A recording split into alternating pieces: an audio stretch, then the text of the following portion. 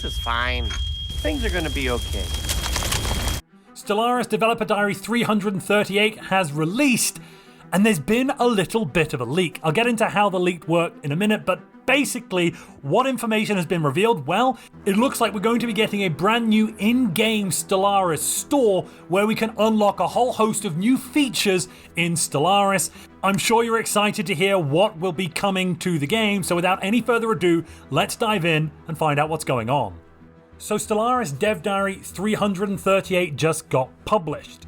But there's been a little leak during that publishing. For the first minute or two that the Dev Diary was up, it actually contained the text from a different future Dev Diary. They've now taken that down and replaced it with the correct text for today's Dev Diary, but if you go to cachedview.com, you can find the page which has been cached by Google with the original text that was published. This is clearly text for a dev diary that's meant to come out in at least a few weeks' time. It references 3.12. It references some other things that you will understand. I will, of course, put a link to that cache page down in the description if you want to go and check out this dev diary for yourself and have a read through. This is a big bombshell though, let's dive in and find out what on earth is going on. The text opens with, I assume, Eladrin, saying it's his pleasure to announce a great new way for players to improve their Stellaris experience. Coming hot on the heels of the biggest changes to robots ever, the devs are excited to show you all what the team have been busy working on since the release of Stellaris Toxoids. To lead this conversation, they're introducing their new marketing lead, whose username is Mansa Musa, taking Stellaris visuals to the next level. For a long time, additional shipsets and character portraits have been some of the most anticipated new features that have come to the game. But as the devs didn't release a full expansion last year, we should all probably know why. They have created a massive stockpile of artwork that they're now able to share with us. Prepare yourselves. With the release of 3.12, a new store interface will be added to Stellaris where you can pick and choose between your favorite artwork with prices that will appeal to the entire community. Today they'll be sharing some of the concept art that went into making the new store, as well as some of the more exciting ways you can now enhance your Stellaris experience. New artwork sounds fantastic. This sounds great so far. First off, we can bring color to our galaxy. Space is big and empty and black, but does it have to be? With their new microtransactions, you can pick and choose what color you want your galaxy to be each time you load up the game. Are black holes bringing you down? Why not try out their new pink and rainbow holes, the perfect way to celebrate Pride Month?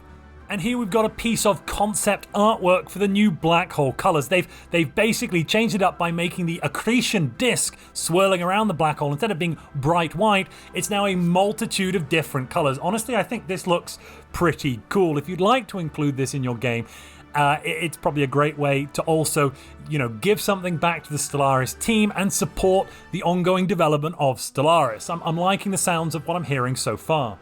We'll now be able to celebrate the holidays in Stellaris. While it's still in concept phase, they've always wanted to bring holiday cheer into the game. So coming this fall, you'll be able to purchase their Christmas MTX, which includes Planet Christmas, replacing the current model of your homeworld. And we've got some concept artwork for that as well. Let's take a look. We've got the beautiful planet Earth with a very festive addition. I don't know if you can notice it, but there is a hat on the top of the planet. That's pretty fun. Being able to add that in around Christmas, I think that's cool. On top of that, they've also said celebrating the seasons makes people happy, and the devs think that should be reflected in the game.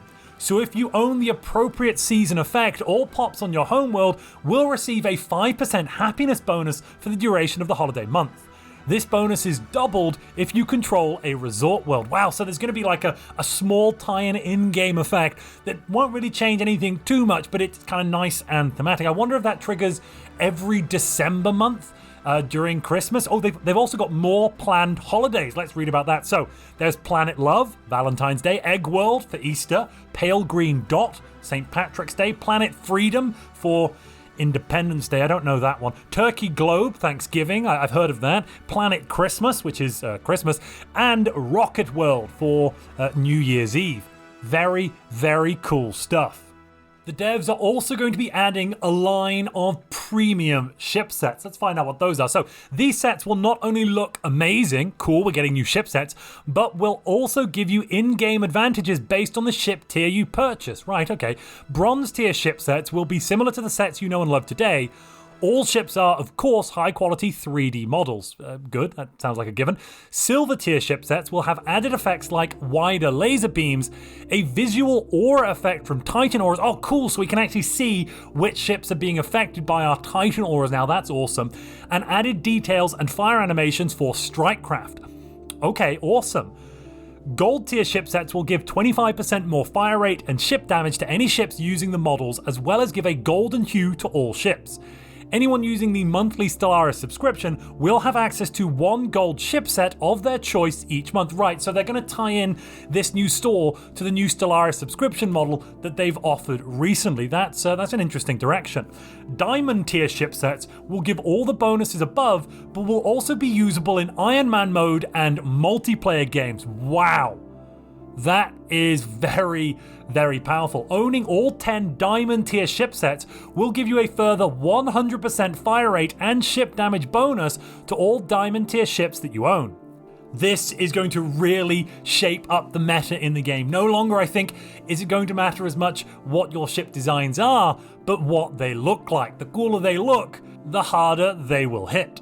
Prices will start at $6.69 for bronze and cap out at $420 for all 10 diamond ship sets, or your regional equivalent. If the diamond ship sets are a little out of your price range, but you still want the bonuses when grinding achievements, they are also introducing new Stellaris bucks. These can be gained through the Caravaneer reliquaries in-game. Right, okay, so we're basically getting Caravaneer loot boxes that are going to give actual currency that we can then use in other games. That's pretty awesome. So it means we can carry across one game's success into future games, kind of like a career path, I suppose. They understand that some players can only play Stellaris for a limited time. So if you don't want to grind the Caravaneer reliquaries, Stellaris bucks will be available for purchase in packs of 1,000 to 100,000 in the new Stellaris store, and these can be used during any game to give an instant bonus such as, oh crikey, we've got a lot of bonuses here, right, so for 50 Stellaris bucks you can get plus 10% fire rate for 1 year, and that will stack up to 10 times. So for 500 Stellaris bucks, you can get a 100% fire rate bonus for an entire year. That's very powerful. Finish all current research for 100 Stellaris bucks, gain 1 tradition point for 200 bucks, achieve war goals instantly, so you can instantly win a campaign and defeat another empire. That could be very broken actually if you use it on fallen empires early in the game to completely annex them and take all of their technology. Wow. Spawn a free Colossus for 1,000 bucks. This is awesome. Max your resources for 10,000 Stellaris bucks. And for 50,000, the most expensive, research all technologies. This is honestly insane. This is really going to be changing up the meta, I think, in the game. Well, some people might call this pay to win. I think I really like this.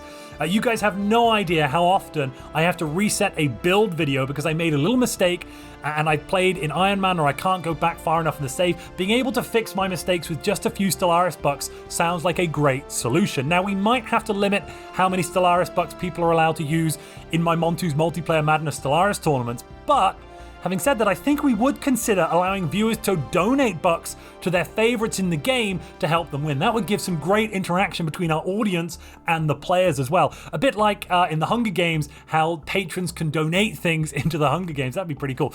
More on that when we have a final announcement on this, but honestly, this is a very historic new addition. There's also a bit more. They're adding a new enhanced democracy feature in to tie in with the store. With the upcoming US election, they want all players to be able to get involved and bring what really matters into Stellaris. The store will soon include ruler models, loosely based on world leaders. These purchases will allow you to donate up to 50% of the purchase price to the campaign, chosen at checkout. and high-tier supporters will be able to get a special edition signed ruler to show off for your friends and foes. Unfortunately, at release, this will only be available for the real winner of the 2020 election and all true patriots. The Stellaris team then invite us to join them next week, where they will share how the new Stellaris store and Stellaris Bucks TM combine with the upcoming Stellaris mobile experience. And they leave us with one final thought: do you guys not have phones? Well, this is quite a lot of new information. I'm looking forward to when they fully officially publish this, when they completely publish this dev diary rather than accidentally putting it up for a few moments. Then we can hopefully find out more about this shop and can bring more money to the Stellaris team, meaning future DLC might not have to go up in price if they're able to monetize in a different way. Stellaris Mobile also sounds like an interesting addition, might be the perfect way to entice new players into the game. All in all, I don't think I could be any happier, and I look forward to showcasing the most efficient ways to beat the crisis using Stellaris Bucks combined with diamond ships and seasonal effects some point in the future. I'm guessing we'll know more later this April, but honestly I say you'd be a fool not to get excited at this news.